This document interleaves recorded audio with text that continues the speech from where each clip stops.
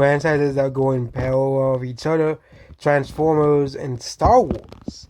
It seemed that Transformers, even though Michael Bay may have ruined the franchise for the short term because Transformers will eventually recover from Michael Bay's movies, as the franchise will continue to go on and on. And people, if Transformers fans continue to get quality movies and non-woke garbage, well, the Transformers franchise will recover. The same thing cannot be said with Star Wars. So you do not know Star Wars is ran by Lucasfilm is ran by a bunch of woke people who want to constantly change everything about Star Wars. Okay, they change, area names of characters, stuff in the movie, or the extended war that no one liked, and also, guess what? Star Wars has its first transgender stormtrooper, and who asked for this? Nobody.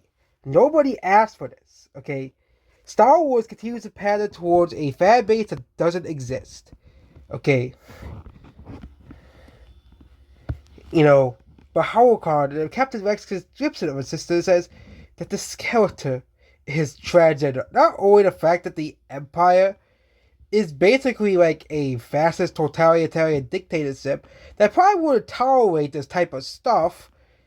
I don't think the Empire was this, extremely woke utopia where woke ideals were trying to, happen. But it's just the fact that, Disney just doesn't understand why people like Star Wars anymore.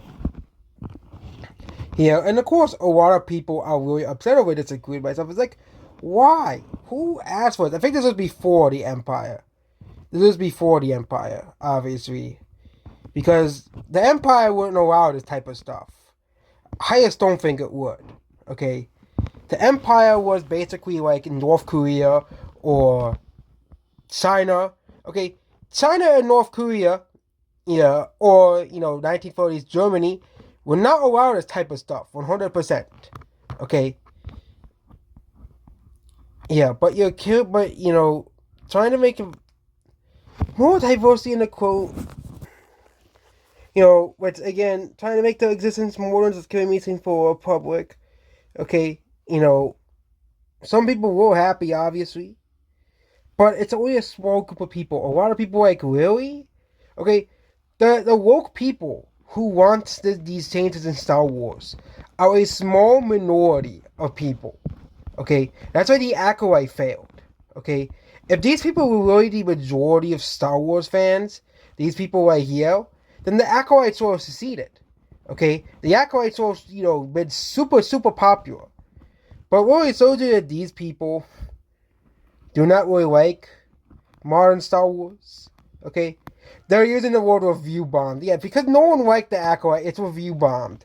Okay, the difference between, not liking something, well, it's universally panned.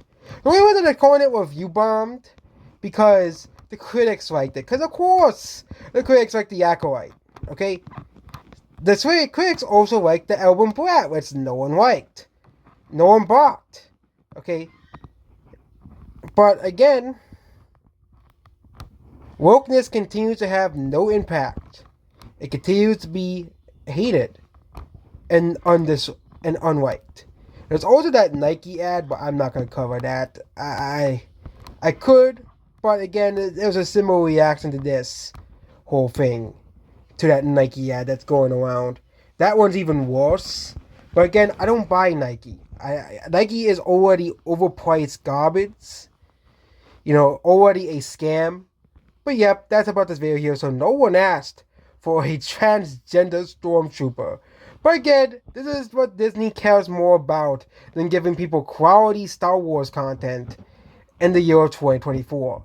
So yeah, this is why I think the Transformers franchise will recover, unlike Star Wars, because Star Wars really have to recover from all of this woke bullcrap. Franchises have recovered before from absolute, destruction. But At least the Michael Bay movies did make money, okay? But Paramount doesn't seem to understand what made those movies so successful while not, angering the critics, which, I think they need to understand that the critics are not the main audience of people who watch these movies, okay?